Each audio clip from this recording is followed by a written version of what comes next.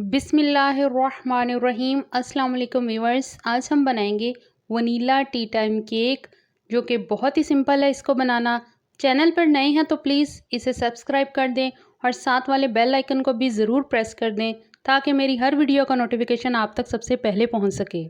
तो अपनी रेसिपी को बनाना शुरू करते हैं। यहाँ मैंने एक पैन लिया है, इसको ग्रीस करेंगे और फिर इस पर बटर पेपर लगा देंगे। अगर आपके पास बटर पेपर नहीं है तो आप पैन को ग्रीस करें और उसके ऊपर मैदा डस्ट कर दें। तो ये हमारा जो पैन है वो बिल्कुल रेडी है, इसको एक साइड पे कर देंगे। अब यहाँ मैंने एक बाउल लिया है और 4 अदद अंडे जो कि रूम टेम्परेचर पे हैं वो मैं ऐसे तोड़कर इसमें ऐड कर दूँगी। यूँ मैंने एक तोड़ा और मैं इसे इलेक्ट्रिक विस्कर से जो है वो बीट करूँगी। आप हैंड विस्कर भी यूज़ कर सकते हैं। तो अब इसे मैं हाई स्पीड पे जो है वो अच्छे से बीट करूँगी तकरीबन 5 मिनट तक। अब जो है 5 मिनट तकरीबन इनको हो गए हैं बीट करते हुए और ये जो अपने साइज़ से हैं वो 3 से 4 गुना तक बढ़ गए हैं। तो अब इसमें जो है हम ऐड करेंगे वो है कुकिंग ऑयल, जो कि है 1/4 कप मैंने लिया है कुकिंग ऑयल। आप कोई सा भी कुकिंग ऑयल इसमें ऐड कर सकते हैं। अब हम इसमें कुछ ड्राई इंग्रेडिएंट्स हैं वो ऐड करेंगे।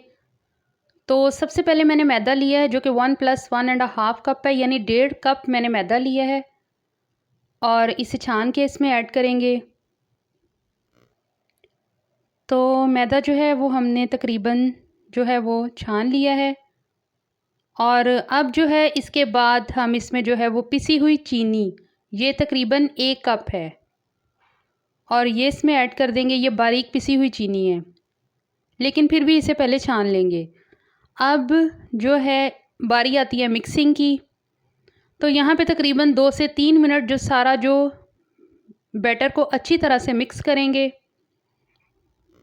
अब इस स्टेज पे जो मिक्सिंग है वो हमारी ऑलमोस्ट जो है वो कंप्लीट हो चुकी है यहाँ तक। अब जो हम इसमें ऐड करेंगे वो है 1/2 टीस्पून बेकिंग पाउडर का। अब इसमें जाएगा 1/2 टीस्पून बेकिंग सोडा, ये इसमें ऐड कर देंगे। अब इसके बाद इसमें मैंने 1/2 टेबल स्पून वनीला एसेंस का लिया है वो इसमें ऐड करेंगे और यहाँ आप चम्मच लें, स्पैचुला लें, तो उसकी मदद से हम मिक्स करेंगे और यूँ कट एंड फोल्ड करते हुए हम इसे मिक्स करेंगे और बहुत हल्के हाथों से मिक्स करेंगे। कंसिस्टेंसी आप इसकी देख लें, इतना ये गाढ़ा होना चाहिए और इस स्टेज पर हम बहुत ज़्यादा ओवर मिक्स नहीं करेंगे। अब जो ग्रीस शुदा जो पैन था उसमें हम जो अपना बैटर है वो शिफ्ट कर रहे हैं।